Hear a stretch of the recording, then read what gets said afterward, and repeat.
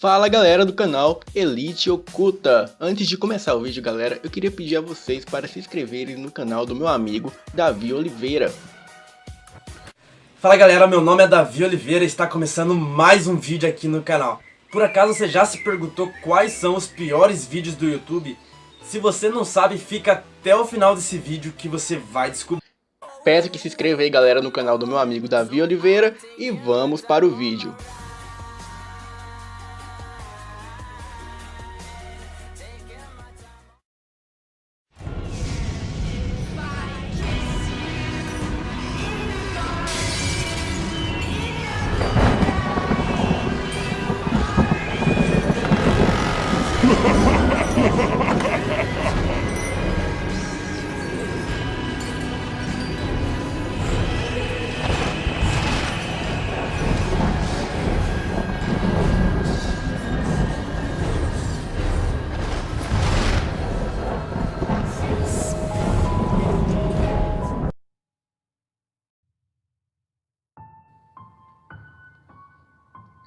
Redação de férias.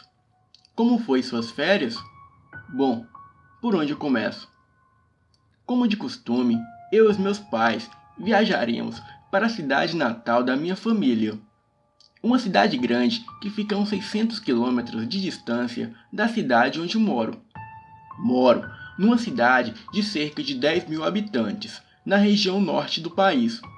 Em teoria, tudo aqui é longe. A capital, as cidades turísticas com as suas praias, e por conta disso sempre viajamos muito. Bom, até então nada de anormal. O meu pai trouxe o carro da revisão, o nosso SUV, da família com vaga para 5.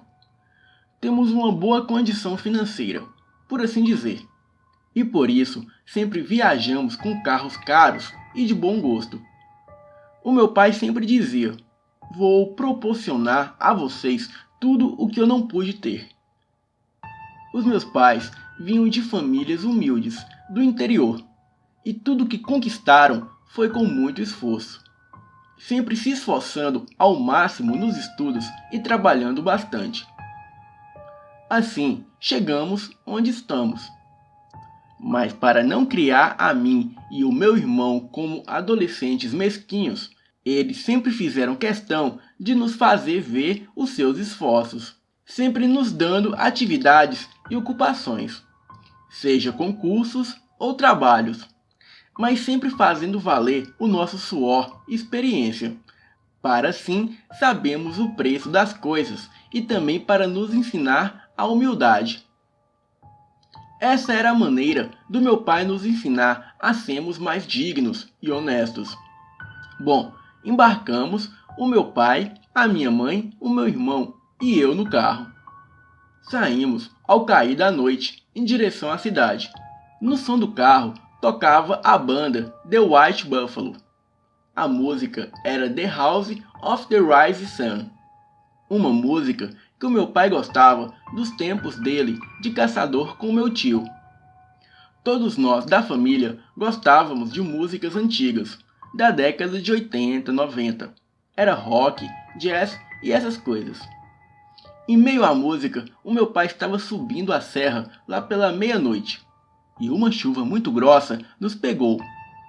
E o meu pai nessa noite estava muito sonolento. A minha mãe, muito aflita, disse a ele que no próximo posto de gasolina, ou hotel que víssemos, deveríamos parar para descansar um pouco. E mesmo relutante, o meu pai acenou com a cabeça, que sim. Pouco a pouco, a chuva se acalmava. E próximo da metade da subida da serra, havia um hotel, desses hotel familiares, aparecendo logo ao longe. A minha mãe já olhava para o meu pai, e ele, que com um semblante desgostoso, logo estacionou o carro. Antes de descermos do carro, ele travou as portas e disse: olha, vamos pernoitar aqui até que eu descanse, e por volta das 4 da manhã sairemos. Quero tomar café na casa do meu irmão, amanhã logo pela manhã. Estamos todos entendidos? Eu fiquei quieto, pois sabia que não era para mim. Sabia que era para minha mãe que ele falava. e ela também sabia, e acenou com a cabeça que sim. Saímos do carro e fomos para a recepção do pequeno hotel. Encontramos um senhor de idade, mas de aparência forte na recepção. Ele trajava roupas elegantes, mas sem nenhum exagero. Era uma camisa branca, calça social preta e um colete cinza. Ele tinha um corte de cabelo moderno, degradê amarrado atrás e uma barba longa.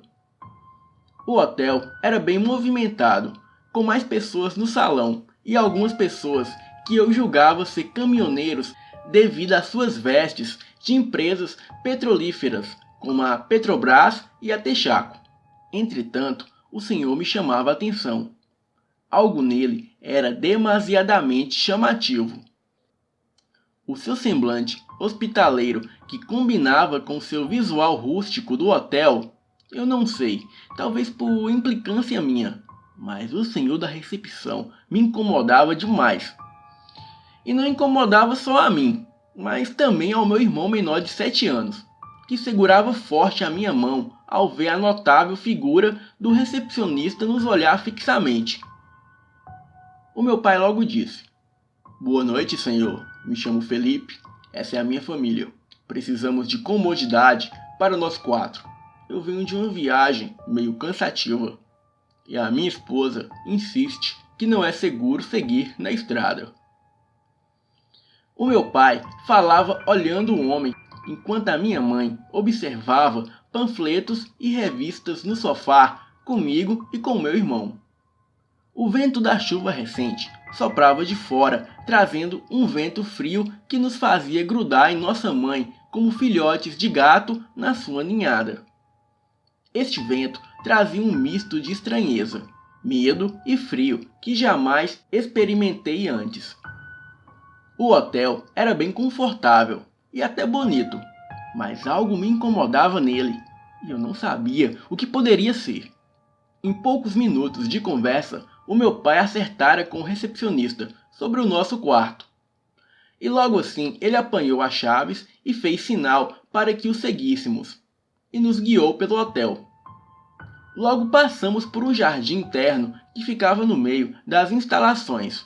Era lindo, com flores e uma cascata que vinha da mata atrás do hotel, e com alguns pássaros que dormiam em uma grade fina de arame, que os mantinha dentro do jardim. Eu me deslumbrei com aqueles pássaros e também com o jardim, mas a minha atenção foi atraída pelo recepcionista, que destrancava uma das portas daquele corredor e nos indicava o nosso quarto. "O quarto da família, senhor. Conta com 4 camas, como havia dito, frigobar, TV e banheiro dentro da acomodação. Uma ótima noite. Aliás, senhor, procure não sair entre os horários de 2 e 4 da madrugada. Neste horário, os seguranças dão lugar às empregadas que limpam os corredores e as gaiolas dos pássaros. Para evitar problemas e congestionamento no serviço do hotel, optamos por fazer essa limpeza na madrugada. Pode ser que ouça vozes baixas no corredor, mas são somente as copeiras. O Hotel Família Serrana agradece a compreensão." O recepcionista dizia com um semblante muito simpático e hospitaleiro. Entretanto, os seus olhos estavam sem brilho algum, o que arremetia à falta de vitalidade. Era como se aquilo fosse ensaiado para ser daquela forma. Mesmo achando muito estranho a recomendação do senhor que cuidava da recepção, o cansaço falava mais alto, e nos deitamos na cama para dormir. O meu irmão menor ficou com a cama próxima à porta, e os meus pais com a cama próximo à janela. Com as luzes apagadas, estávamos todos nós debaixo das cobertas. O sono era instantâneo, eu diria. Entretanto, algo me acordou no meio da noite. E sem dúvida não foram as empregadas do hotel, mas assim que abri os olhos e me virei para o lado, eu vi o meu irmão menor sentado no chão, de frente para a porta conversando. Eu fiquei a observá-lo, ainda enrolado no edredom e com somente a cabeça do lado de fora. Eu o questionei sobre o motivo pelo qual ele estava falando sozinho. e ele me respondeu que um dos filhos das empregadas estavam ali, dizendo que não deveria abrir a porta, e que ele, o meu irmão, iria cuidar para que eles não entrassem. E eu, achando que ele estava sonâmbulo, logo me levantei e o coloquei de volta na cama, e retornei para minha cama para dormir novamente. Enquanto eu pegava no sono, novamente ouvi ao longe um som que parecia um som de um cachorro que rosnava na janela. Mas eu já estava quase adormecido e decidi não dar bola ao som estranho. E logo peguei no sono, acordando somente com meu pai a me chamar para sairmos daquele lugar. Acordei com uma sensação ruim. Lavei o rosto acompanhado do meu irmão. A minha família, inclusive o meu irmão, agiam como se nada tivesse acontecido. Ninguém ouviu nada. Será que eu havia sonhado com o evento daquela noite? Bem, eu poderia estar impressionado com o clima do lugar, e por isso eu teria sonhado com meu irmão falando sozinho. Eu estava com vergonha de contar para os meus pais, pois achava que eles poderiam ficar preocupados comigo. E não era a minha intenção, de maneira alguma, atrapalhar nossa viagem de férias. Então, fizemos o check-out e saímos do hotel. Um tom de roxo meio azulado pintava a cúpula da terra, anunciando que amanhã logo romperia a escuridão da noite. Ao entrarmos no carro e saímos do hotel, eu me virei para olhar para o hotel por uma última vez. Um hábito que eu carregava desde moleque. E o que vi era no mínimo loucura da minha parte. Mas eu podia jurar que vi o recepcionista do hotel caminhar até a porta e me olhando nos olhos fazer um sinal de silêncio, levando o dedo anelar até a boca. E de repente os seus olhos brilharam como um tom de amarelo meio alaranjado. Eu gelei na hora, as minhas pernas esmoreceram e lágrimas desceram dos meus olhos. Seja lá o que fosse esse homem, eu realmente não sei. E, sinceramente, eu também não quero saber. Passei o resto da viagem quieto, pensando com os meus botões o que seria aquele homem, ou coisa, e ao mesmo tempo tentando criar coragem para contar aos meus pais. Mas esse esforço era em vão. Quanto mais eu pensava em tudo aquilo, mais eu perdia a coragem de falar. O medo de ser rejeitado ou taxado de louco era muito maior. Além do mais, não voltaríamos pelo mesmo trajeto, o que descartava a possibilidade de provar essa insanidade para os meus pais. Quando menos pensei, estávamos na frente da casa dos meus tios. Os meus primos vieram ao meu encontro me ajudar com as bolsas e logo me entretinham com brincadeiras e jogos. E praticamente eu já havia esquecido tudo aquilo. E ao cair da noite, estávamos todos à mesa para jantar. Era uma mesa enorme, na garagem da casa. Os carros, todos estacionados na rua.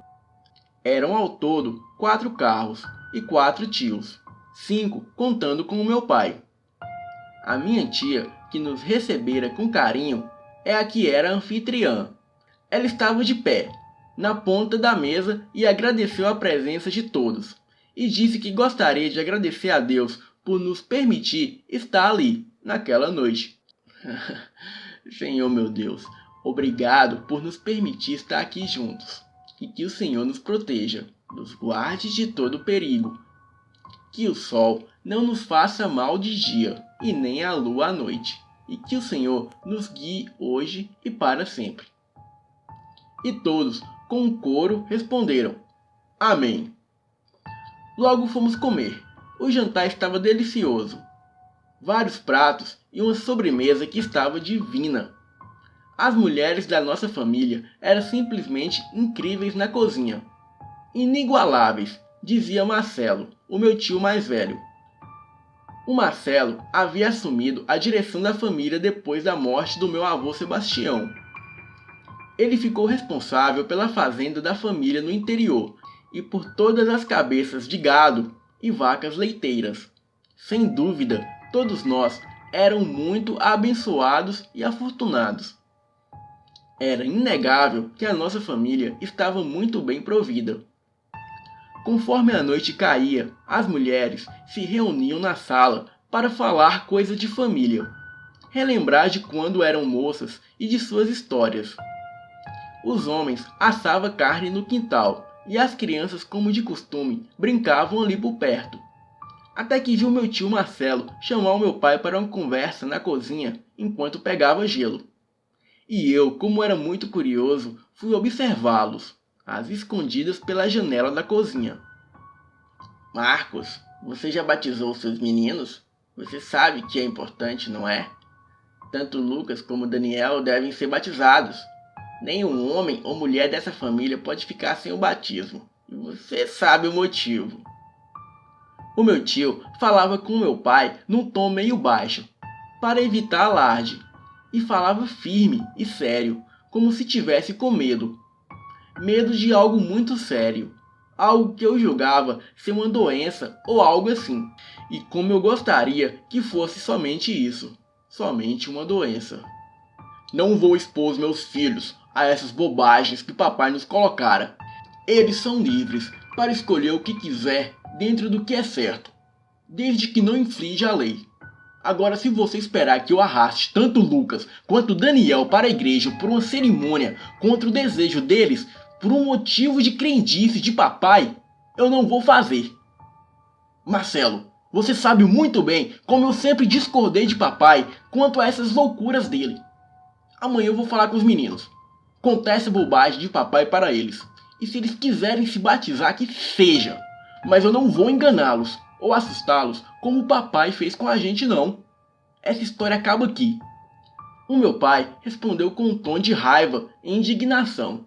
Jogou o gelo num balde e deu as costas para o meu tio. E saiu enraivecido da cozinha, deixando meu tio preocupado. O meu tio Marcelo ia sair da cozinha logo atrás do meu pai, quando parou e observou a janela onde eu estava, e olhou em minha direção. Ele parecia olhar em meus olhos, entretanto, nunca me disse se me vira ali ou não. Tal conversa foi o suficiente para me deixar encabulado por horas. Saindo da janela, eu fui para a garagem, onde não havia ninguém mais. Me sentei numa das cadeiras que estavam na ponta da mesa, de frente para a rua. Fiquei ali por horas, pensativo, até que algo me fez caminhar até a rua. Era uma rua de asfalto, e não havia mais ninguém ali naquela rua. Nem cachorros, nem gatos. A rua parecia abandonada. E neste silêncio, ao longe no fim da rua, cerca de uns 100 metros, eu vi o semblante de um homem. Esse semblante parecia muito com o homem da pousada, da noite anterior. Ele me olhava com aqueles olhos amarelos, quase que laranja. E como da primeira vez, eu gelei. E senti que morreria naquele lugar. Entretanto, o homem fez de novo o sinal de silêncio e entrou numa viela ao lado da esquina.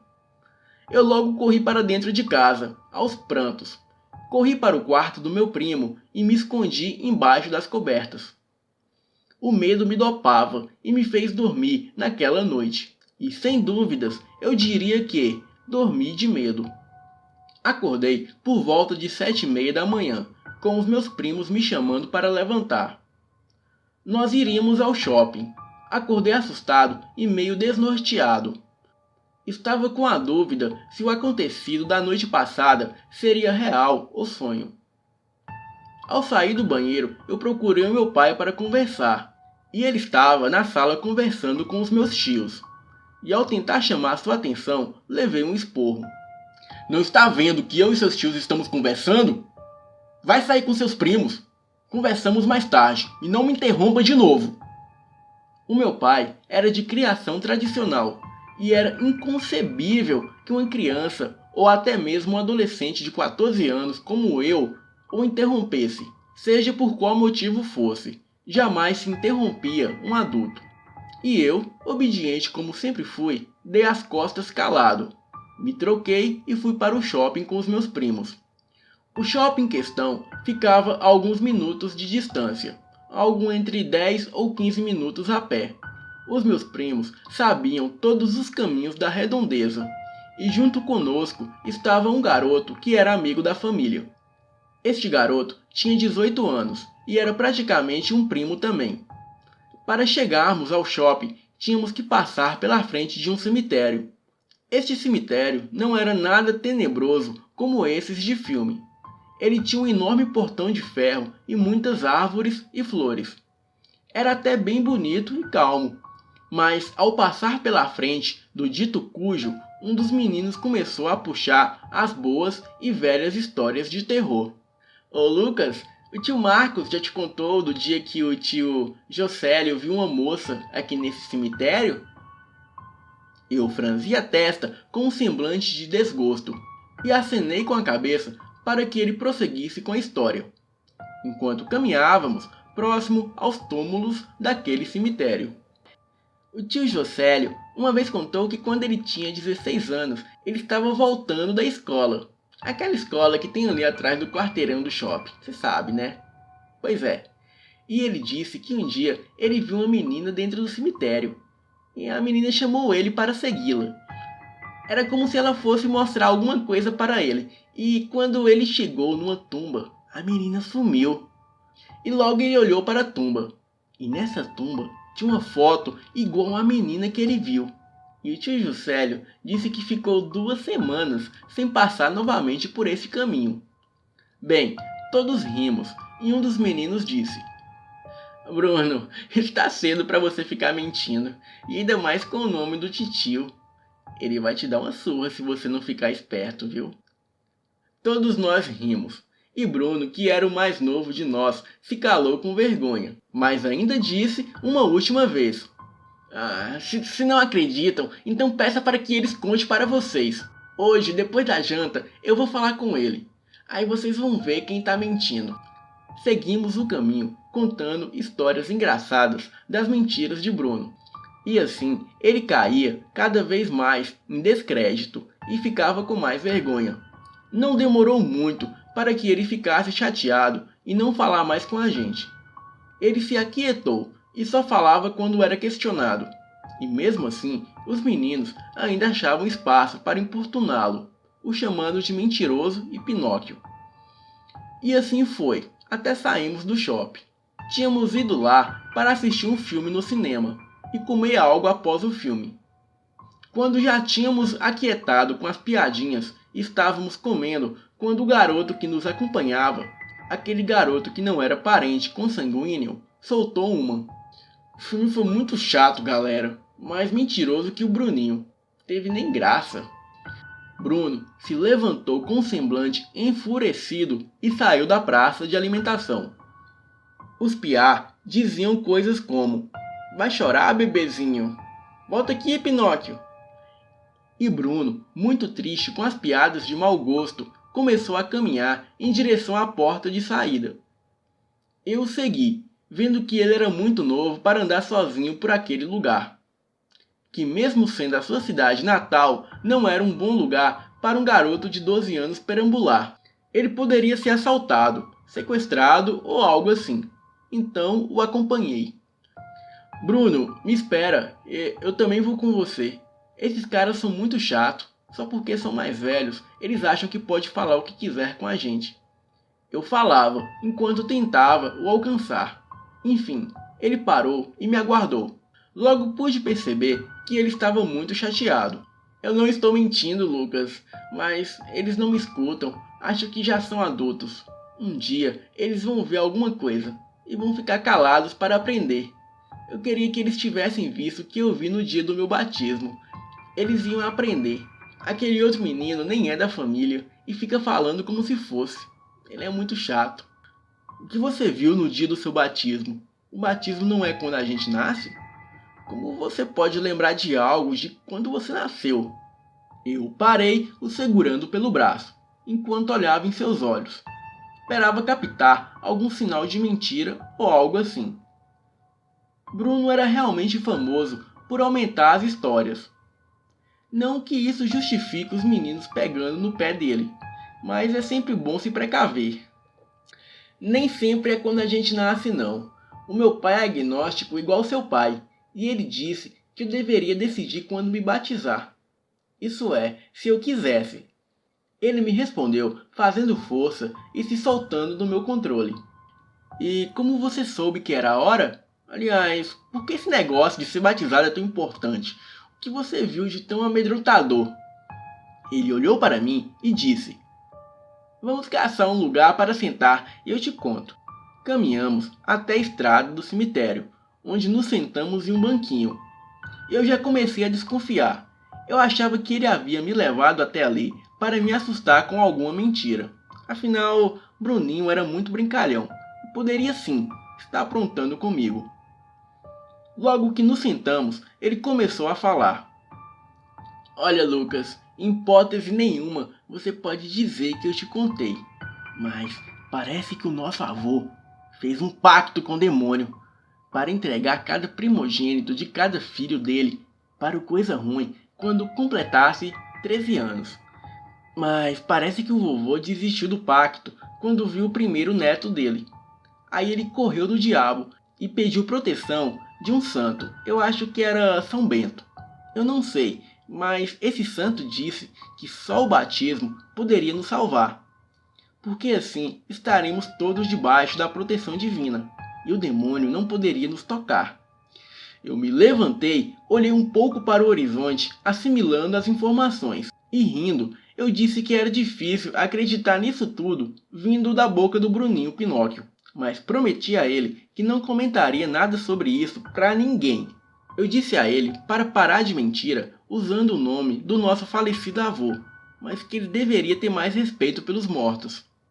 Olha, Lucas, eu vi no dia do meu batismo, na porta da igreja, um homem alto, forte, parecia um velho. Ele tinha um porte bem forte e um cabelo curto com um corte bem bonito, e os olhos dele eram amarelos. E quando me mergulharam na água e logo que eu saí, eu vi que no lugar do homem era uma besta, Lucas. Aquela coisa na porta da igreja era meio cachorro e meio homem. Tinha as orelhas grandes, igual aquelas de lobo. Tinha os braços fortes e parecia estar louco de raiva. E logo que passei a mão no rosto para tirar a água dos meus olhos, aquela coisa sumiu. Você pode até não acreditar, mas, sinceramente, eu nem me esforço mais em convencer ninguém.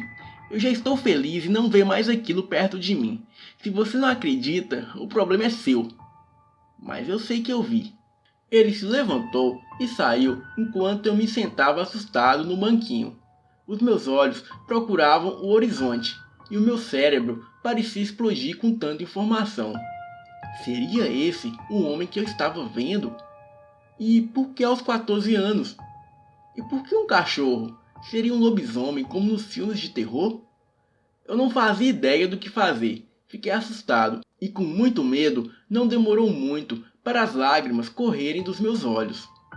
Eu não fazia ideia do que fazer. Pensei em milhares de coisas e tentei achar uma resposta para aquilo. Mas não tinha como explicar o fato do meu primo Bruno saber daquele homem. Não tinha jeito. Eu não havia comentado com ninguém. E como ele saberia?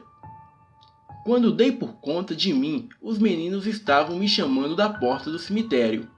Eles me perguntavam o que eu fazia lá e se eu estava procurando a moça da história de Bruno.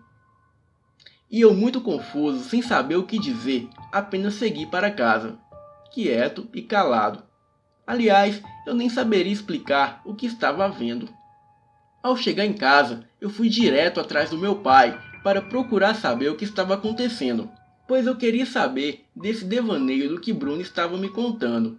Entretanto, o que eu encontrei foi todos da casa arrumando as malas para mais uma viagem, pois iríamos passar o fim de semana na fazenda de nossa família, uma das fazendas que eram administradas pelo tio Marcelo. Os meus pais estavam muito felizes e sorridentes, arrumando as coisas para sairmos.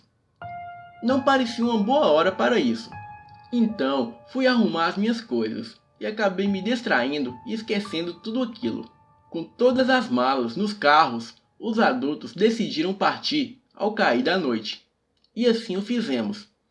E por volta das 19 horas, saímos todos da casa da minha tia. E eu, como de costume, olhei para trás, vislumbrando a casa que aos poucos ficava só. Entretanto, dessa vez nada de anormal foi visto por mim. Fiquei até mais aliviado, e ao chegarmos na fazenda, já por volta das 22 horas da noite, me deparei com um lugar muito bonito. Mas algo já me chamou a atenção na estrada. Do sentido oposto da estrada que vínhamos, eu vi surgir ao longe 4 homens, todos armados e muito sujos e suados, e acompanhados de alguns cães. Eles pararam próximo à caminhonete do meu tio Marcelo, que conversou algo com eles. Aquilo estava estranho. Entretanto, por eu não ser da região e não conhecer bem, decidi me aquietar e não opinar sobre aquilo, pois eles poderiam estar voltando de alguma caçada mal sucedida ou algo semelhante. Quando chegamos no sítio, estacionamos os carros e cada um foi procurar um quarto. As regras eram claras. Irmãos dormiam junto, casais também. Somente os solteiros ficariam com quartos individuais. Eu e o meu irmão pegamos um quarto cuja porta era de frente para a porta do quarto de nossos pais, e assim sentiríamos bem mais seguros. A casa da fazenda, apesar de grande e aconchegante, não tinha grande luxo como Wi-Fi, videogame ou TV por assinatura, e tão poucos celulares tinham sinal por lá. Havia somente a TV aberta e um telefone fixo. A nossa diversão seria as aventuras nos lagos, rios e florestas nos derredores, pois ficamos basicamente incomunicáveis por todo o fim de semana. E essa era a intenção. Mesmo vindo de uma cidade pequena no interior do estado, eu estava acostumado com todas as comodidades que não tinha naquele lugar. E por um instante eu confesso que fiquei incomodado com o lugar. Mas, após o lanche da noite, feito pela mulher do caseiro, que cozinhava divinamente bem, eu até havia me esquecido de como sentia falta de Wi-Fi e coisas assim. A madrugada logo veio. Eu dormia calmamente, dividia a cama com meu irmão, quando senti algo se mover na cama. E nessa altura eu já estava cabreiro, e não daria espaço para falhas. Abri os olhos e vi o meu irmão menor sentado em frente à porta, como ele estava no hotel. E dessa vez, em vez de recolhê-lo para a cama, eu fiquei a observá-lo. Ele conversava com alguém, que eu não via. As respostas eram convictas e serenas. Ele dizia algo sobre o meu pai não gostar desses assuntos, e que ele sabia que eu deveria ser batizado o quanto antes, pois o cachorro sentiu meu cheiro de pecado à distância, e já havia passado ali dias atrás, me procurando. Os meus olhos se arregalaram ao ouvir tais palavras, e comecei a chorar baixinho. Logo depois, o meu irmão se levantou e veio para a cama novamente. O meu medo de que ele pudesse me fazer algum mal era perceptível. No entanto, ele me abraçou e disse que era para eu dormir, que ele cuidaria de mim. Incrivelmente, por um motivo que eu não sei qual, eu me senti tão seguro e amparado que uma energia boa tomou conta de mim, e logo adormeci. Acordei com o sol entrando pela janela, e a minha mãe me acordando. Vamos, garoto, até o seu irmãozinho menor já está lá embaixo brincando, e você aqui, debaixo dos lençóis. Acorda rápido, que todos já estão lá embaixo esperando para tomar café juntos. Ela dizia, puxando as cobertas e abrindo as cortinas que estavam entreabertas. Ela me mandou levantar e arrumar a cama, e sem demora era para que eu comparecesse para o café. Desci o mais rápido que pude, e quando cheguei na cozinha, estavam todos lá me esperando. E eles riam, porque eu estava com uma cara de sono. E logo eu ri com eles. Minha tia logo destampou as comidas e todos comemos. As conversas durante o café da manhã eram variadas, de lembranças de infância e piadas. Todos pareciam se deleitar com toda essa brincadeira, e não demorou muito e todos foram dispensados. Os garotos e garotas foram para o imenso quintal que circundava a casa da fazenda. Acredito que se juntassem todos os piás ali, atingiam facilmente 20 crianças. Passamos o dia todo correndo e brincando de pique-pega, pique alto, esconde-esconde, polícia e ladrão, e fazia tempo que eu não me divertia tanto assim. Exploramos os lagos e até vimos alguns animais que eu só via em livros de escola, como antas e até um tatu.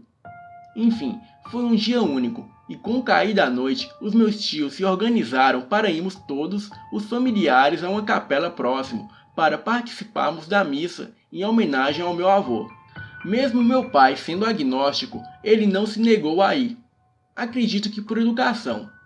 Era incrível ver que meu avô havia mudado aquela região. O padre falava durante o sermão que o meu avô era um exemplo de fé e persistência, e que aquele povo havia muito a agradecer a ele.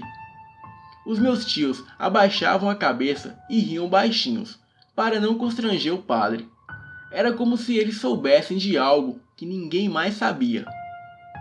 Após o término da missa, houve um leilão para ajudar a capela da comunidade e mais algumas festividades típicas de coisas do interior. E lá por volta de 23 horas, retornamos à fazenda. E ao chegar na estrada, avistamos novamente os homens de cavalo. E dessa vez, eles nos esperavam na estrada. Parecia que algo sério havia acontecido. Mas dessa vez, eu queria saber o que houve. Desci da nossa SUV e deixei o meu pai esbravejando e fui ao encontro do meu tio na caminhonete na frente do comboio. Ao me aproximar, o homem que falava com meu tio se calou e me encarou sério.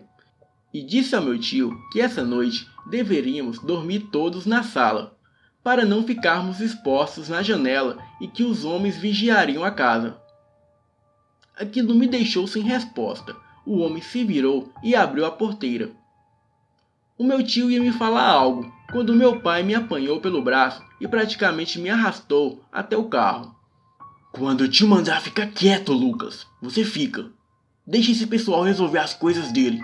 Você não é nem dono de nada aqui. Ele me jogou para dentro do carro e arrancou logo atrás do meu tio, cortando o comboio. Quando todos estavam na casa, o meu tio Marcelo nos chamou para a sala e logo começou a dar algumas instruções para aquela noite. Pessoal, os seguranças e vaqueiros da fazenda viram ontem e hoje um bicho perto das cercas. Parece que é uma onça, uma coisa assim. Esse bicho já matou 8 cabeças de gado e já foi visto por aqui antes. Então nessa noite, para a segurança de todo mundo, vamos todos dormir aqui na sala, ok? Então cada pai vai lá em cima e vai pegar os colchões para forrarmos o chão. Os homens na rede, mulheres e crianças dividem o sofá e os colchões. E assim fizemos. Apesar do estranhíssimo dessa situação, a noite seguia bem confortável. Todos nós ríamos e contávamos histórias enquanto os homens mais velhos da família cuidavam da segurança. Eles se posicionavam de pé em frente às janelas, com espingardas e facões.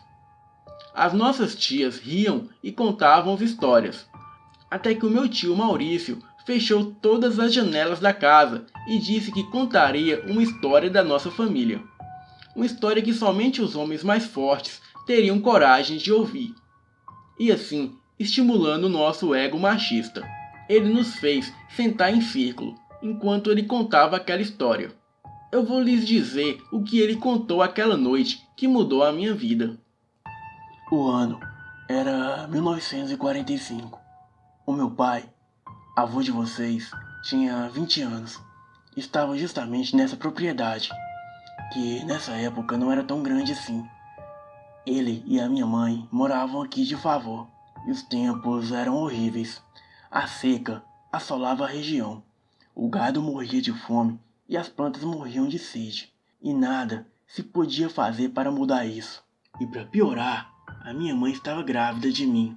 Já estava de 6 meses e as coisas estavam péssimas.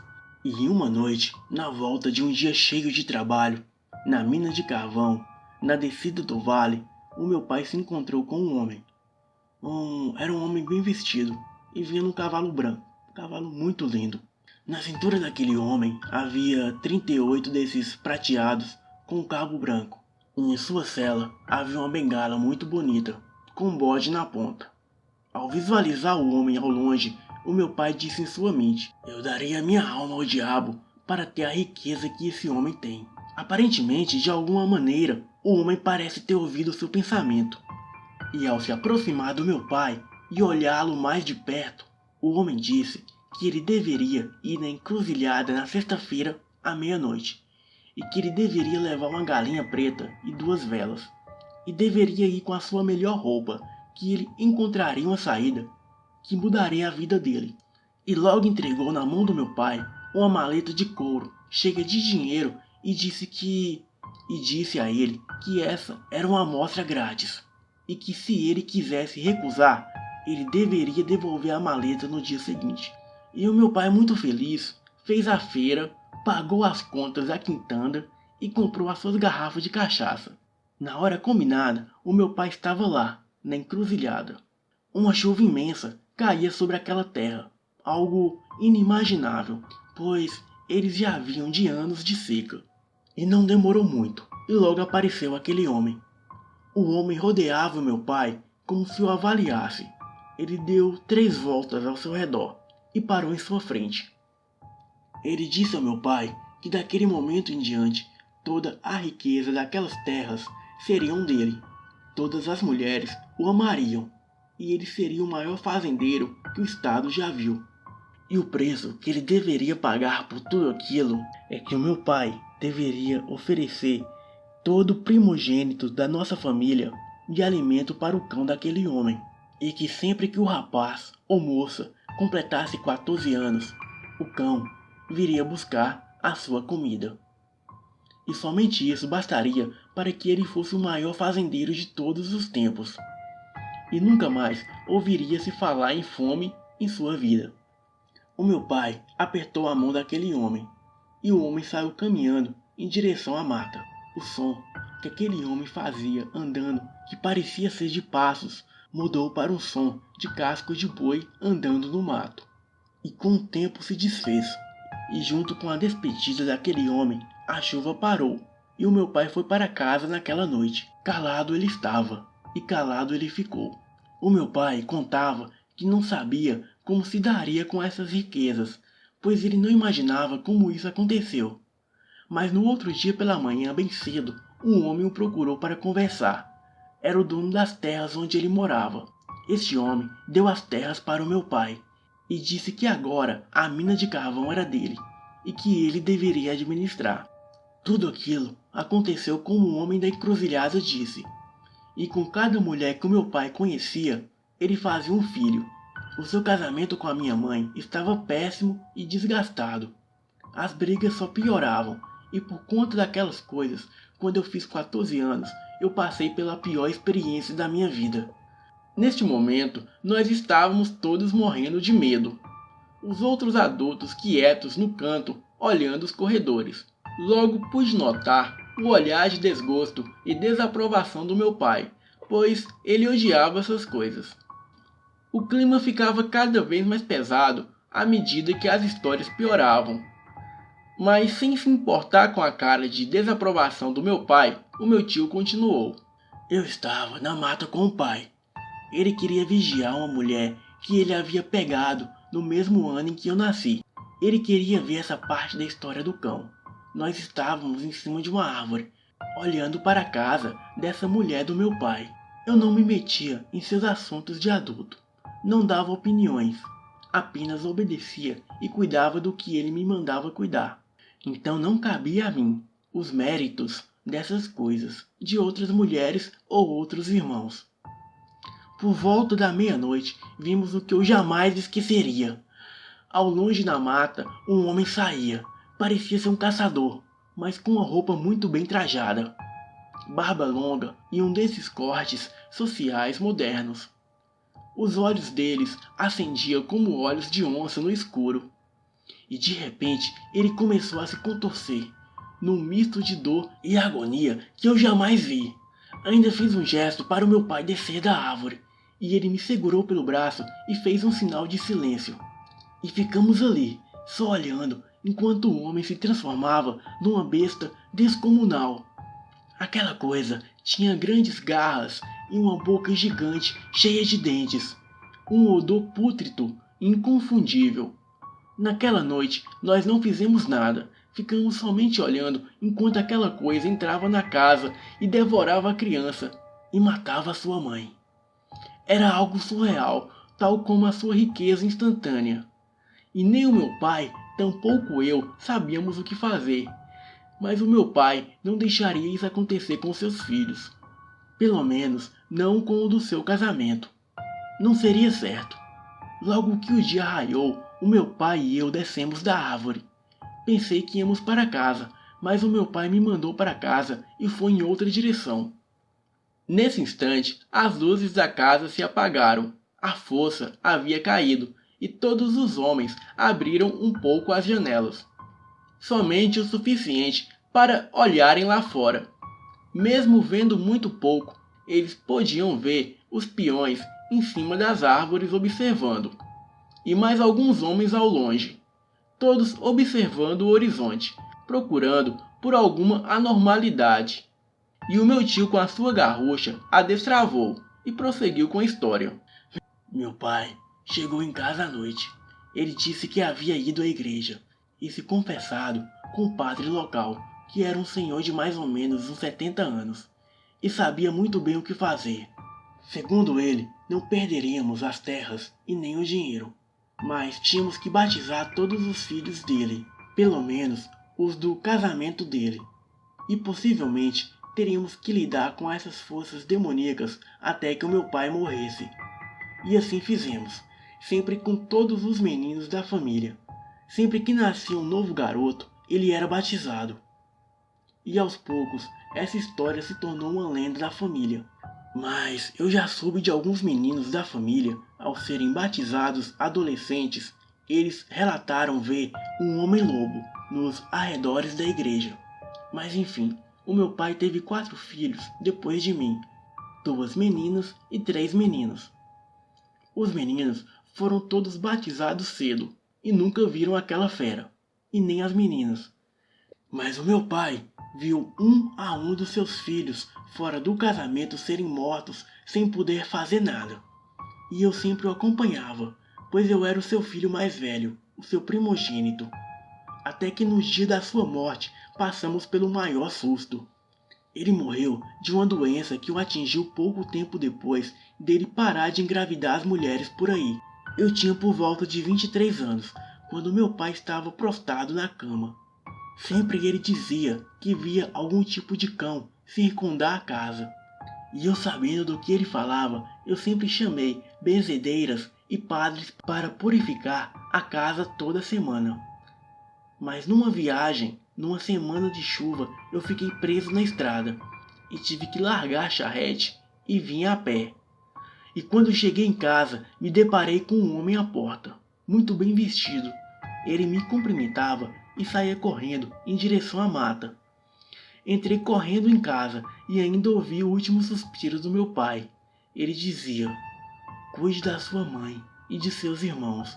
Vocês são o melhor que tenho. Não se esqueça do batismo e nunca aceite nada fácil demais em sua vida. Desde então, eu cuido da família no lugar de papai." E há muito tempo eu não tinha ouvido falar dessa fera, mas o meu irmão, que foi batizado ao nascer e nunca viu o sobrenatural, insiste em não batizar o seu menino.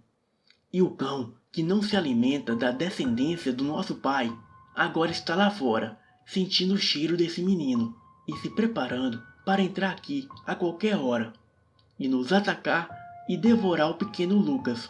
Então, que Deus nos ajude essa noite, e talvez depois de hoje ou amanhã o Lucas seja batizado.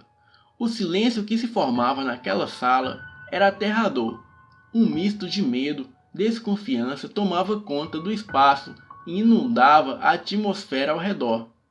Eu nessa altura já estava colado ao meu pai, que olhava fixamente pela janela, parecendo acompanhar algo com seus olhos.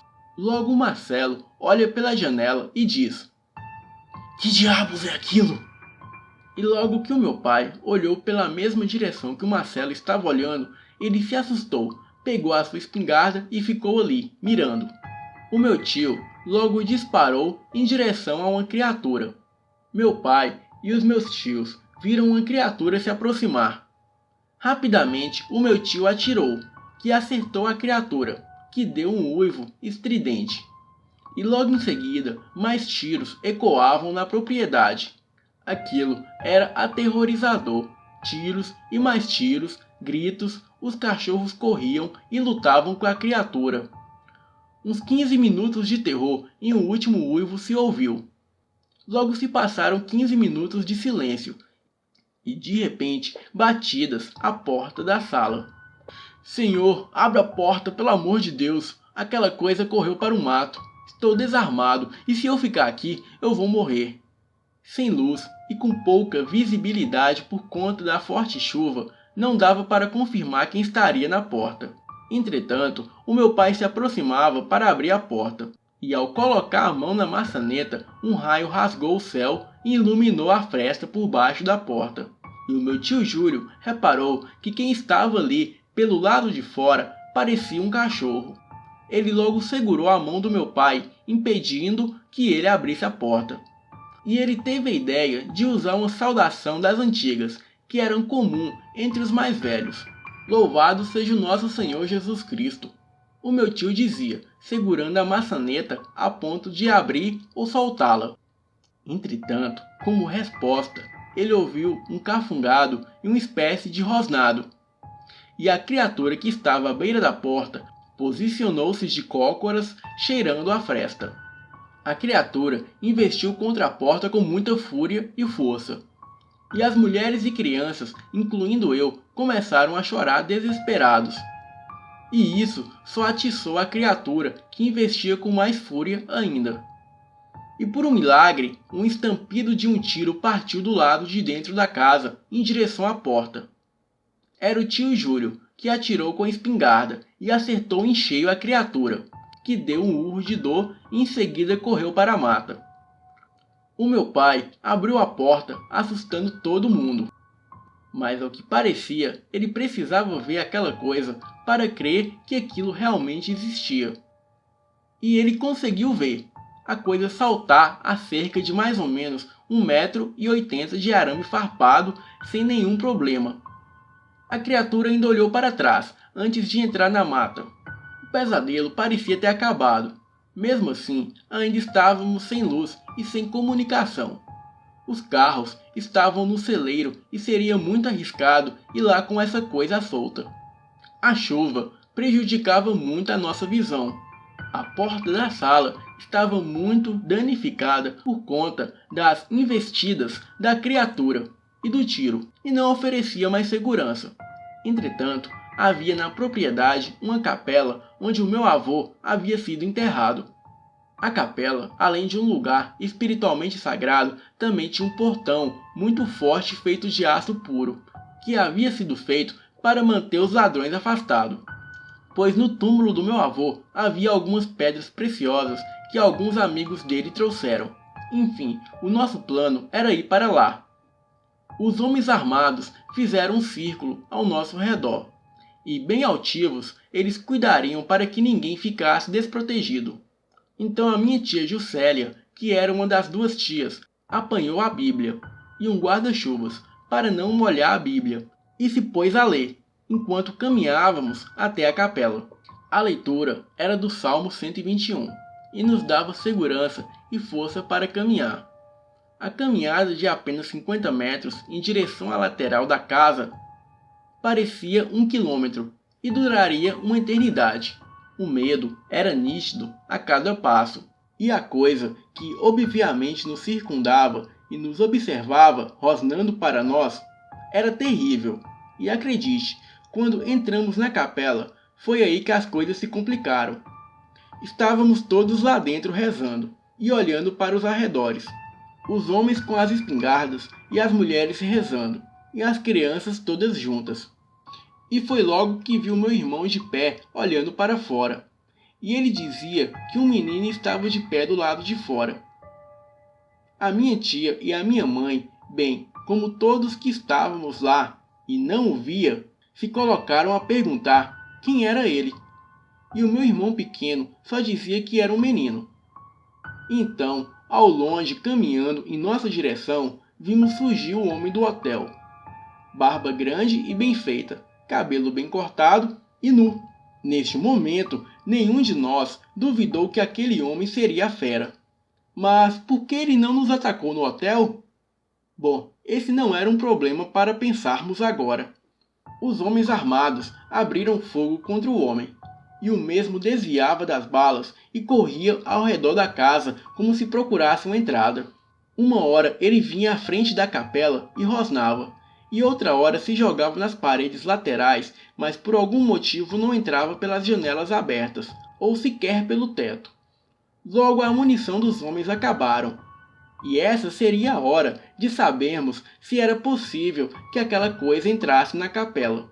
À medida que as rezas se intensificaram, o homem se irritava mais ainda, e em nossa frente ele se transformava. Os gritos de horror e dor eram inconfundíveis, e em nossa frente estava aquela fera banhada pela água da chuva tenebrosa. Seus olhos nos encaravam sedentos de sangue, e de uma matança que jamais acabaria. Os seus pelos eram grossos e muito ruins, como se tivessem sido queimados. As suas garras afiadas e a sua boca enorme parecia desejar a minha carne. Eu senti o seu olhar me penetrar a alma. Senti a dor e o tormento. O medo tomou conta de mim. Então ele se sentou como um cachorro e se pôs a olhar. Aquela visão era um tormento sem condições. Então, quando era por volta de 4 da madrugada, ele se pôs de 4 e tornou a correr ao redor da capela. Enfurecido, ele continuava se jogando contra as paredes, e urrava e uivava como jamais havia feito antes. Era terrível, e por volta de 5h15 da manhã, com os primeiros raios de sol, ele correu para a mata. Mas não saímos enquanto o sol não tomou conta do céu. Então, quando já era por volta de 8 da manhã, quando ainda muito cautelosos, saímos de dentro da capela. Fomos para a casa da fazenda para pedir ajuda. Ligamos para a polícia e em seguida para o padre. Naquela manhã mesmo, eu seria batizado sob o pretexto que eu tinha uma doença terminal. O padre aceitou fazer o batismo às pressas, e eu também vi o homem-lobo no batismo, igualzinho o Bruno tinha relatado. Aquilo era aterrorizante, porque eu sabia quem ele era, e sabia que eu já estivera bem próximo dele. Para a polícia, informamos que houve um ataque de animal selvagem. 4 onças haviam invadido a fazenda. Não tendo como provar o contrário, e nem o acontecido, a polícia ainda investiga as terras, que posteriormente, segundo os meus tios, vinham a ser a área de preservação ambiental, por conter 4 onças, que são um animal em extinção. Então, com certeza, perderemos as terras e vamos ficar somente com a casa e as terras nas proximidades da casa. Ao voltarmos para casa, depois do nosso depoimento combinado, o meu irmão menor viu uma foto na sala da casa da minha tia.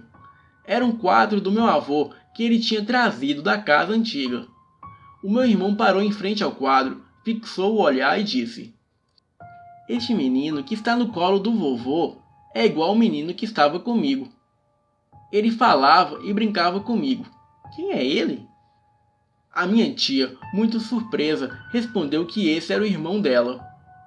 O nosso tio, que havia falecido num acidente, e que ninguém comentava porque o acidente tinha sido com uma arma de fogo do meu avô, um 38 de cano longo, que ele ganhou de um certo homem rico numa estrada, com uma mala cheia de dinheiro há muito tempo.